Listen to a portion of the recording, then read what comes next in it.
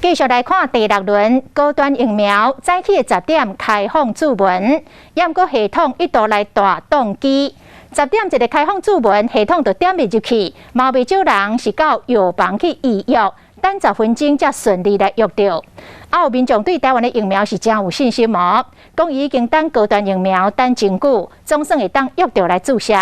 另外，联亞疫苗6月30向卫福部食药署来申請到緊急使用授權，指揮中心拄則來宣布，講這個抗體效價偏低，無來通過審查。你好，麻煩一下幫我預約高端。等真久啊！國產高端疫苗總算會使開放注文啊！未少鄉親親身到郵局請藥師鬥3工，驗過刷出現讀冊的情形，先點就點袂入去。是講，就算這系統定去，這鄉親趕快堅持要注國產的疫苗。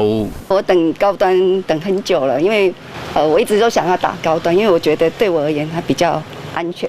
要對台灣有信心了，我沒有其他選項，我就只選高端而已。我老婆沒有其他選項，她只選聯亞。到8月13為止，想要注高端的人數超過113萬人。第6輪嘛，開放36歲以上民眾注文，讓更較儕人有注到第一劑機會。